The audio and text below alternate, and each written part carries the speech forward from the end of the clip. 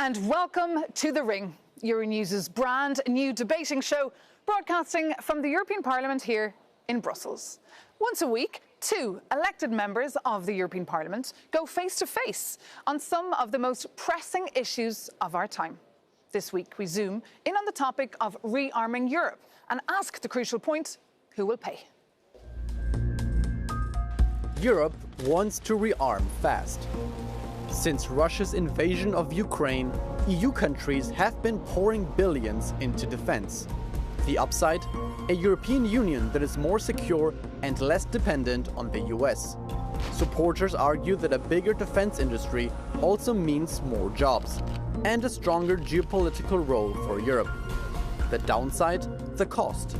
Critics say that every euro spent on tanks and drones is €1 less for schools, hospitals, or climate action.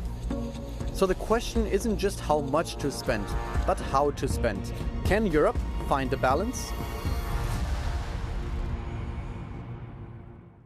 But can Europe find a balance? That is the question we have for our contenders. Let's meet them. Terras, Estonian army general and member of the European Parliament for the EPP Centre-Right group, Vice President of the Security and Defense Committee, a cheerleader for defense spending. He has stated, "What we need is for the market to provide the necessary quantities of ammunition, missiles and various defense equipment." Martin Schirdewan, co-chair of the Left group in the European Parliament. He strongly criticizes shifting money away from social programs to defense. His verdict on the European Commission's Rearm Europe plan was blunt. Investing billions in war will not make the world safer or more peaceful, he said. Terras and Martin Schirdewan, welcome to The Ring. The idea here is to give our viewers a taste of your debates inside the European hemicycle, so I hope you feel right at home. Yes. Terras, let's start with you. You say the market should be providing defence equipment, but with tight budgets, who should pay? The nations should pay. But nations are broke. Nations aren't broke. They have been able to spend money on many other things, for example, climate change. At the current moment, where the war is imminent in Europe, we need to get stronger because Europe has not spent enough in the last 35 years. We are not talking about arms race, we're talking about fulfilling the promises we have made ourselves many years ago. But where is that money going to come from? Well, as Rio said, for now it's coming from the public budget. And this is, of course, a problem because every euro invested into the arms manufacturers will not go into, for instance, hospitals, schools, digital infrastructure or the necessary transition of our industry. So this is a huge problem. I would suggest that we take the money from those who have it, that we discuss new own resources for the European budget, and that means that we tax the rich, that we tax multinational enterprises, and that we also discuss something like a digital taxation for big tech companies. Would you agree with this idea? No, not at all. I think the defense is still prerogative of the nations and not the European Union as a whole. So the nations themselves need to fulfill their own promises. And if somebody tells me that it is not possible to build up a social state and invest in the defense, that's wrong, because history has shown us that German Federal Republic of Germany, during many years in the Cold War, was able to build up one of the most capable social systems in the world. At the same time, they invested 3.5% on the GDP on defense, because it is necessary and people understood why. What about the idea of defence Eurobonds, Martin Schirdewan? Well, first of all, we don't have a Marshall Plan today for the European Union, European defense, because you were referring to Germany. That was the case back in the day, so there were huge investments coming from the international community to Germany. But this is not the case today, so we need to really think about how to raise money. And you mentioned Eurobonds for the arms industry. I don't think that this is a good idea, because we are already on the way to take on more debts via giving loans to the member states that they can then invest into the into military purposes. So I do not think that this is a good idea to go on following this wrong path. I think we are derailing the discussion here. It's not about to spend money on healthcare systems or defense. It's about defending Europe, because we see that an aggressive Russia is willing and able to use conventional military weapons against countries. And Putin has very often declared that he wants to rearrange the security system in Europe. And if we are not ready, if we don't fulfill our own taken tasks, then we are not able to defend Europe as a whole and separate countries of it. And Martin Schirdewan, that is a fair point, what Rio Terras makes there, because just think of Brussels. Just the other day, the airport was shut down for 30 minutes because of drone incursions, allegedly Russian drone incursions, buzzing over Doel, the nuclear plant right by the port of Antwerp. Brussels had to call the UK in order to come and help. It wasn't able to defend itself in this situation. Yeah, exactly. That was supposedly a Russian drone. We don't know that yet. But I'm not defending Russia here. Maybe it was Russia, maybe it was the third country, maybe it was a privateer, who knows. But obviously Europe is tested, also in its military capabilities. So, of course, we need to do something in order to discuss how to defend the European Union, how to defend the member states in case there would be a violation of international law, meaning an attack against one of the member states. This is not the case so far, so we can take time, but just a little bit to discuss how to spend wisely the money that we have at our hands into defense. And a new security order does not only depend on defense capabilities, it also depends on how we implement international law, how we strengthen international organizations. And this is something that I'm really missing, especially in the discussion of the Conservatives. Reaction to that? Now, I agree that there are all other mechanisms there, but the one and the only which really is understood by Putin is if you have more weapons than he has. So it is very easy for me, very plain. If you are strong enough, then he will start to negotiate. If you are not strong, he will laugh about you, as he has done throughout the years in the last two decades. And are you pleased with the trends lately? We've seen defence spending has gone up in the past few years, Rio Terras. According to Eurostat, between 2021 and 2024, the total defence spending of the EU countries rose by 37%, whereas when it comes to social protection, it only rose by a tiny bit. How do you feel when you read this data, Martin Schirdewan? Yeah, well, I think this is completely out of line, this development. I mean, Rio referred to Russia and the threat Russia poses to the European Union. This is always the explanation why we have to spend more and more and more money into our defense capabilities. But I think, actually, that we really need to discuss what that means. In the end, it means a new way. What is your solution, then, to protect Europe? Imagine if there was potentially an invasion, if an EU member state was invaded. If we have a look at the numbers, let's take a look at the numbers. NATO is spending 9 or 10 times what Russia is spending for its defense and military capabilities. Even the European NATO member states spend 4 times what Russia spends. So there is no rational explanation why we should again spend more and more. But what about Russia's nuclear arsenal?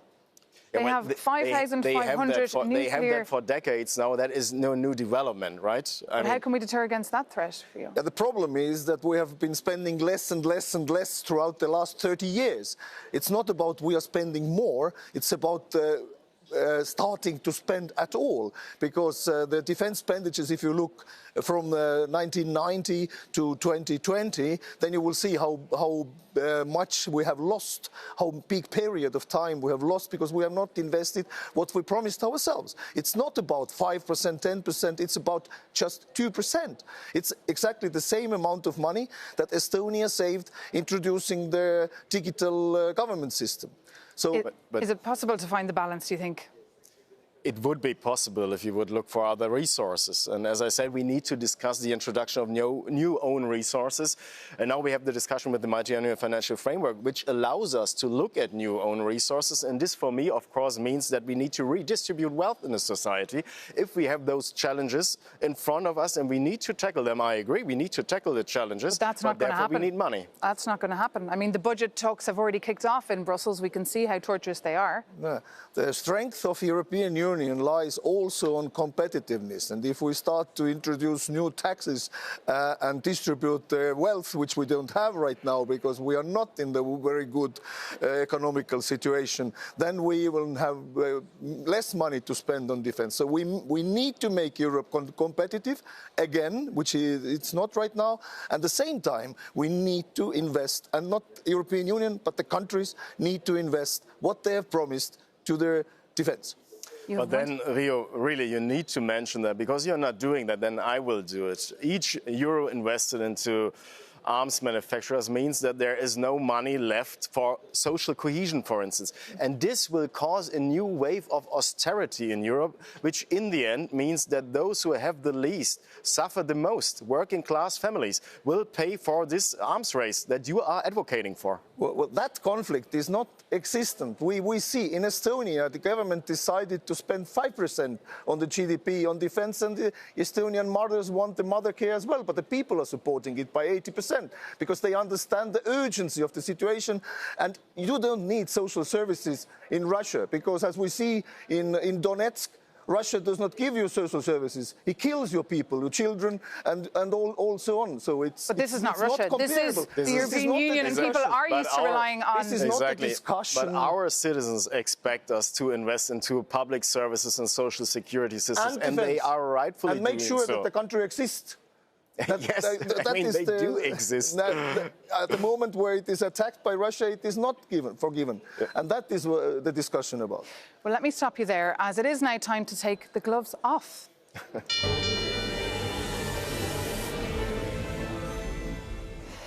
Now, I want to give our viewers a real taste of the European Parliament chambers, where MEPs fire hard questions at each other. That means Rio Terras and Martin Schirdewan will now have the opportunity to challenge each other directly, just like you do in the hemicycle. So, Martin Schirdewan, can you start, please? Rio, we met before, and you often say that this war in Ukraine will be won on the battlefield. Now then, since Trump engaged in whatsoever diplomatic efforts, and even Ursula von der Leyen changed her language, do you still believe that this war will be won on the battlefield while Russia is advancing, or do you agree with me that we need to ramp up our diplomatic efforts to end this war? Well, I have always been in the position and think that dialogue is the best way, but dialogue needs two sides. If one side is not willing to talk, you can do whatever you want. Putin will not come back to the table if we are not strong enough. And right now, Putin does not think we are strong enough, and we are not supporting Ukraine in the numbers we really need to do. Yes, the war is won at the battlefield. And Putin invaded a country, and it seems like he's literally getting away with it. Rio Terras, it's your opportunity now to address the question to Martin Schirdewan. Yeah. The response to that, are you really sure that the known war criminal, Putin, is willing to come to the negotiation table in the situation where he has not listened to any discussions beforehand? And why you think so? And should we sit with the war criminal at one table? Well, we need to end this war. This should be the objective here, not judging that war criminal. I agree, he is a war criminal, but we need to end this war. And therefore, we need to discuss how the war criminal is legal. Please let me answer. Please let me reply. So, and therefore, we need to end this war, and therefore, we need to think about how to do it. And I think there are several options on the table. First, engaging in a more coordinated diplomatic effort, like including also and taking on board China, who wields a huge influence over Russia, and also India. Russia is economically dependent on India, so we need to take them on board. And then, of course, we need to target the sanctions. We have a sanctions regime in place, but we need to be more precise in targeting the industrial military complex of Russia. Do you endorse the fact that Viktor Orban, the Prime Minister of Hungary, and the Slovakian Robert Fico have the lines still directly open to Moscow and Beijing?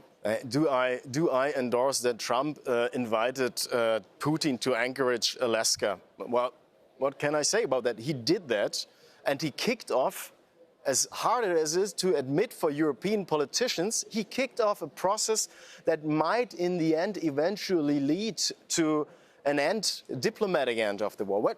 We will see if this happens or not, but he kicked off something new. Would you agree with that? It's naive.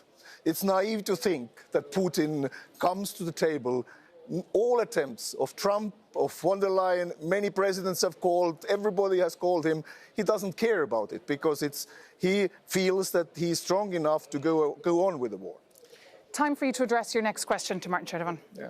Putin announced that he wants to rearrange the world order to same what it was 1997. So you coming to the discussion table, would you really think that NATO should withdraw from the Baltic states, from Finland and Sweden, etc., from Poland even, or even from the Eastern Germany, in order to please Putin and bring him to the discussion table? But Rio, I never said something like that. I never said something like that. But what I'm proposing is that we work on a stable international security order. And of course, NATO plays a role in that. But we need to take into consideration security guarantees for many political actors now, like China, like India, like Russia, like European Union, and of course the United States. But that means to rethink a stable international order, and we are far from that because the European Commission doesn't play any geopolitical role. Your chance to address a question now to Rio. All right. So we already touched upon the question of financing our expenditure for military purposes, and you are advocating for using public money, the public budget, which, as I already explained, will lead to austerity, a new wave of austerity. Would you agree with me that we need new sources to raise money if we want to tackle our challenges both at international level and internally at the social level?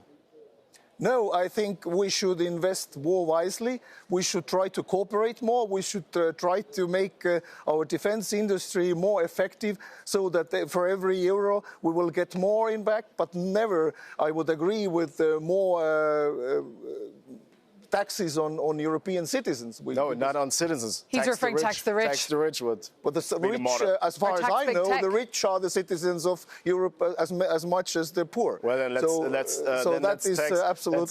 let's tax US, American and Chinese big tech companies.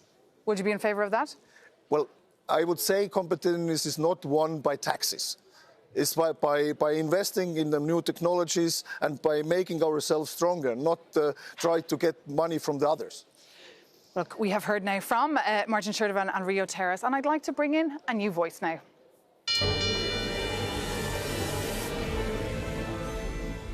The EU Council President Antonio Costa has been making headlines of late for his ambitious statements on the future of European defence. Speaking to EU heads of state and government recently, he said, to build the Europe of defence, we need efficient political oversight and coordination. And he said our defence ministers need to play an increased role. Martin, how do you interpret this statement? Is it the first step towards a European defence union, or may I add an EU army? Yeah, well, he hasn't been very clear about that. But what I think he is right about is that we really need to coordinate better. So for now, we are just discussing imaginary figures that the European Commission came up with based on no assessment of whatsoever we really need. Is there an appetite, Rio Terras, to coordinate? I mean, the EU and NATO together, and industry, of course, together, because they're all competing.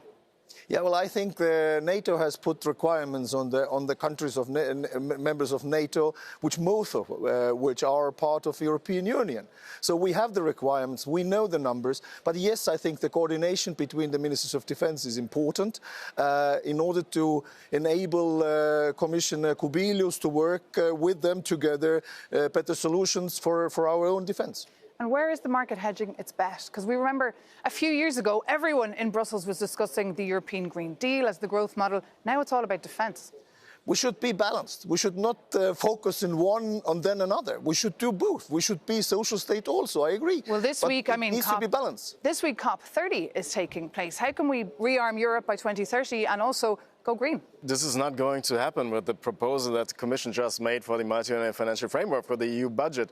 It's focusing solely on armament, rearmament Europe, and not focusing on the Green Deal anymore. Your party family wants to get rid of the Green Deal, and it's also putting into question the social state of Europe.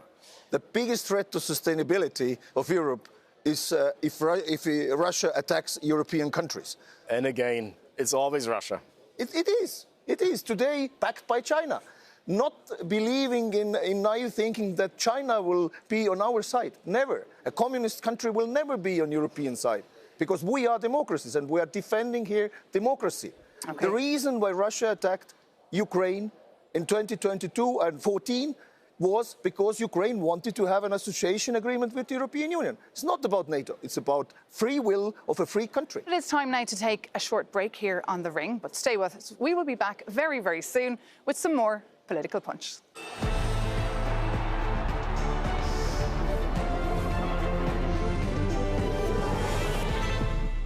Welcome back to The Ring, Euronews' new weekly show. I'm joined by MEPs Martin Schirdewan from the left and Rio Terras from the European People's Party.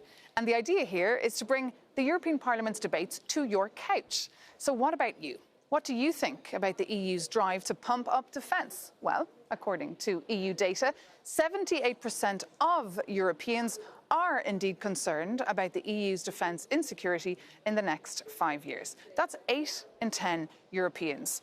How do you feel about that? Oh, I can understand that. Obviously, the international order is in turmoil, and of course, we need to provide also to our citizens stability, and that also means defense stability. What you're saying is very similar to what the head of the EPP said this week. He said, alone and naked we stand in a world of storms. Yeah, well, it only shows that I'm right. We need to spend more in defense and try to do it clever. What do your voters think? Well, our voters, my voters back home, understand the necessity. We understand it already since 2010, as Estonia was spending 2% of the GDP on defense, as we promised to NATO. Today it's 5+% which we invest. But the Estonia's problem with 1 million people is that our 100% is too small, and we need to make sure that countries like Germany, France, Spain, and Italy spend the same. You're praising, of course, your country of Estonia, which is obviously your job as an MEP, but it's a much smaller country. Other countries like yours in Germany, much bigger challenges in this area. Yeah, well, the 5% target of the NATO means that Germany has to spend hundreds of millions into their military, and this is, of course, a huge burden both for the public budget, but also for the citizens. And this is debated very controversially in Germany, and I do not agree with that, because the amount of money will only lead to cuts in public services and social security, and this is unacceptable. So citizens are not really on board with this plan? 80% of the people in Europe. Well, they are not that clearly in Germany. They are concerned. They are in Germany also. It's not that German public is against defense spending. That's not true. I think they're concerned until when it comes to the money coming from their pocket. Well, that's always the case, and that's why our democracy works. You elect people who take decisions for you, and then next time you elect other people. No, that is too easy. That is too easy, Rio, because that means actually that public money, meaning taxpayers' money, meaning our money and the working class families' money, goes directly into the pockets of the big shareholders of the arms manufacturers. This is not that easy, and people are discussing that. We have to be honest there.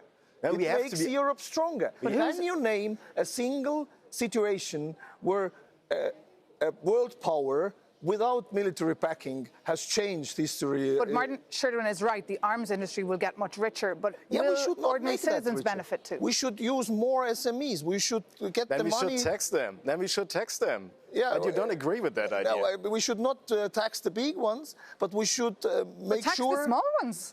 Make sure that the money comes to the SMEs, to the small technology companies, which right now are disrupting the battlefield in Ukraine.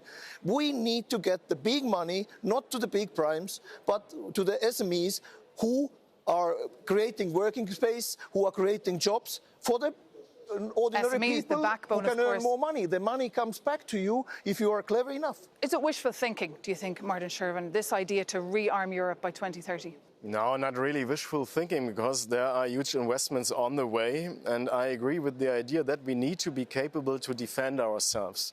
But as also Rio now confirmed, we need to spend the money more wisely in order to address the new challenges, cyber attacks, drone warfare, etc. And we have to be very precise in our assessment what we need as a society, as European society, and that assessment hasn't been done yet, and I do completely disagree. That's why I do completely disagree with the proposals on the table. And Rio, how are you convincing other countries? Because, of course, Estonia is very close to Russia. You feel the threats every day. Countries, though, like Spain, Italy, Greece, they have other issues on their minds, like migration, for example. Well, the war criminal Putin is helping us always. If I have difficulties to convince somebody, he would attack somebody. And the events in Brussels airport recently show us that everybody is endangered. Everybody, from Spain to Portugal, everywhere. And we need to understand that the migration is not an existential threat. Migration is a threat to our way of life, to our economy, but war is an existential threat, and that is the difference. Final reaction to that, would you agree? Yeah, well, I really don't get that. I mean, how can you say that migration, you put it all in one basket? I mean, you put it on in one basket. No, you put it in one basket. There is no clear political line. Why do you bring now I was not putting it all in one basket. I was just highlighting the challenges and the issues facing other member states. But it is now time to move on to our fifth and final round. Are you ready?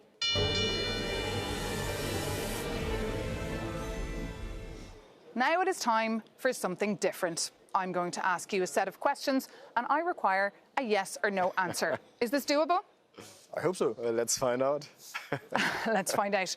Should the EU develop its own nuclear deterrence strategy? Yes or no? No. No. Can the EU ever be a military power? Yes or no? It is. Yes. What about military conscription? Is this a good idea? Yes or no? I have my doubts. Conscription is the only way for small countries. I don't know about big ones. Should EU countries spend at least 2% of their GDP on defence? Well, it depends on what we actually need. Yes or no? I would say let's look into it. Yes, of course. Not even more. Is Russia's threat big enough to justify the current surge in spending? No, Russia is not justified to do anything at the moment, I think. Yes, it is. Will Europe ever be military independent from the United States? Yes or no? Yes. Yes. Should the EU funds be used to subsidise weapons? Yes or no? Yes. No. It is not allowed by the European treaties, by the way. Even though it is on the cards? Yeah. Should taxpayers accept higher public debt to fund military build-up? In separate countries, yes. No. Should EU defence projects prioritise European companies only, even if it raises costs? Yes or no? No, at the current moment, we need to take whatever is available in the world. Same question to you. Yeah, we should prioritize European industry, yes. And what about drones? Is the future of warfare on drones? No, on people. Well, the future is on peace. Yeah. Final question. Have you agreed with anything that Martin Schirdewan has said here? Yes, that we need to be smarter in spending on defence. What about you? Well, no, I have my difficulties to find something that I agree with that you just said. But at least we have brought you together here on The Ring. Martin Schirdewan and Rio Terras, thank you so much for being on The Ring. Thank you so much. Thank you. And thank you so much for watching. If you have a comment for us, do reach out, thering@euronews.com. That is our email address. Tell us how you feel about the EU's focus on defence. Thanks for watching and see you soon.